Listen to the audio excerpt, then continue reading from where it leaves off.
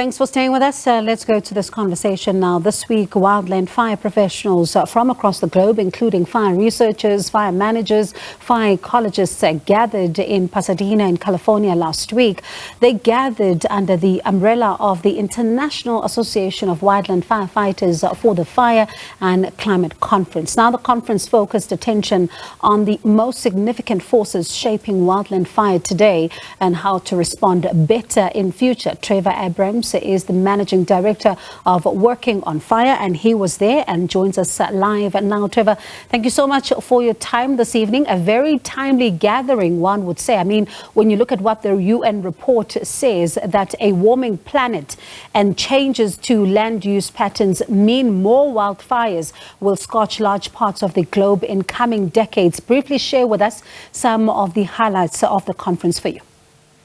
Yes, good evening. Yeah, this was a major conference that is obviously tackling one of the impacts of climate change. It's one of two conferences. So this one took place in Los Angeles and covered essentially the Western Hemisphere, Latin America, Central America, North America, Canada, and Europe, and a smattering of South Africans who were there.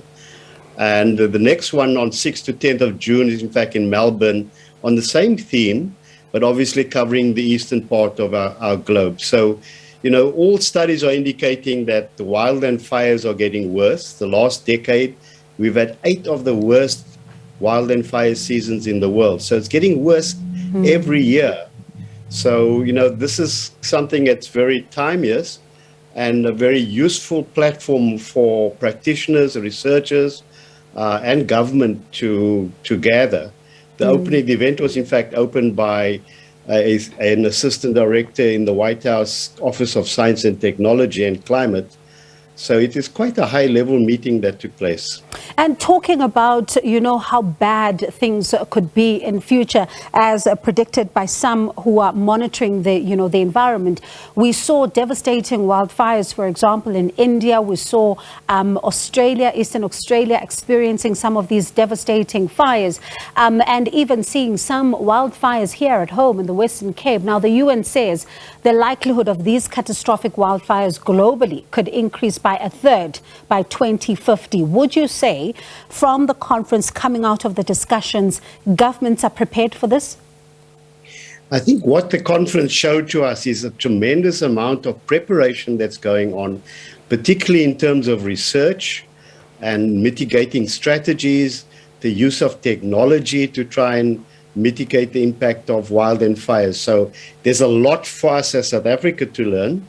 And as you've indicated, you know, even in South Africa, we've had in the past about a major fire every 7 years. We've in fact seen from the Knysna fire in 2017, major events happening every year and even twice in 1 year, and including fires that are taking place on a larger scale in our grassland areas like the Free State, the Northern Cape. So South Africa, at the smaller scale than what they are experiencing, is already seeing the uptick in the fires. So this kind of exchange of information and knowledge is very important. As you may be aware, we have already been helping out Canada. In September last year, we returned after our 4th tour there. So our presentation to the conference was to tell them a bit about the Working on Fire program, where we employ unemployed youth as part of an EPWP initiative. And with 5,000 firefighters, we are actually able to assist with other parts of the globe as well. And I'm going to get to one of you, to your presentations in just a moment. I'm keen, though, to hear from you, especially when we look at those Knysna fires. We saw even firefighters, you know, overwhelmed, a lot of talk about resourcing and saying that they appear to also be under-resourced and need, you know, to be equipped better when it comes to dealing with some of these fires. What would you say is the role of firefighters in mitigating the impact of this part of climate change? Well, one thing we need to indicate, you know, we've got 5,000 firefighters, and we've estimated to truly take care of the problem in South Africa, we need to grow up to about 17,000 wildland firefighters. But it's important to indicate that managing wildland fires is not simply about suppression.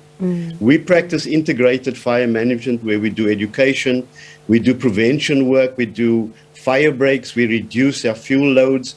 We also do a lot of education in schools and communities in fire-prone regions, where we educate the people there to, in fact, take better care of their environment so as to mitigate the threat of wildfires. So I think that's becoming a big part of the strategy on dealing with wildfires. It's not simply suppression.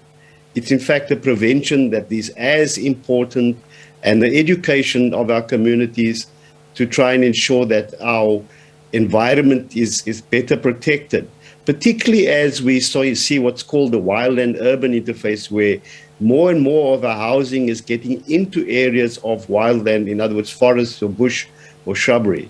So that's becoming a call internationally, that we need to do the prescribed burning, we need to do the fuel load reduction in the off-season, so that when we do have fire season, it's less severe.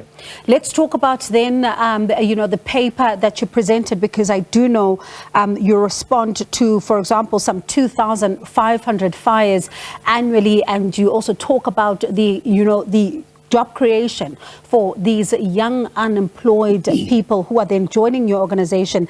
Let's talk about some of what you presented under this poverty alleviation through integrated fire management. Now, what we actually presented to the conference, that in the case of South Africa, as part of the government's expanded public works program, the Working on Fire program was created and implemented by Kishugu since 2003. And through what started off as a poverty relief initiative, became a very important part of our emergency response, and a response in an environment which is becoming much more precarious and much more dangerous as climate changes are fanning these wildland fires. So we illustrated how a government initiative that grew out of poverty, if you like, has come to play a very important role, so much so that we recognize internationally and called upon internationally to provide support in other countries as well. We've done so in Canada, in Chile, in Indonesia.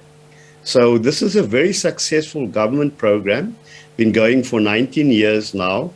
And while its roots lay in the situation of unemployment in South Africa, we are also performing a very important environmental management activity, both in South Africa and abroad.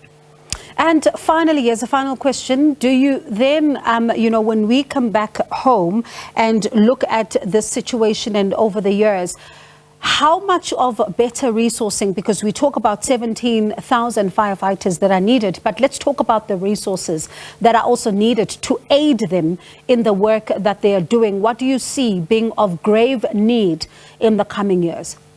Yeah. Obviously, conferences like this allow us to have the networks with partnerships, which also provides input to us. But domestically, Kishugu provides an aerial firefighting resource, which is very critical when we have major fires, as you've seen around the UCT fires. You usually see the choppers and the bombers and the spotter aircraft. So we, as a private company in partnership with the government, have been providing this resource. I think if we look going forward, we are invariably going to, in fact, require more resources, particularly around the preventative activity, the educational activities, to ensure that our communities are more resilient in terms of dealing with this threat of wildland fires. Mr. Abrahams, well done on flying the South African flag. Thank you so much for taking the time just to talk to us as we then look back at that conference. Thank you so much for your time. That was the Managing Director of Working on Fire, Mr. Trevor Abrahams.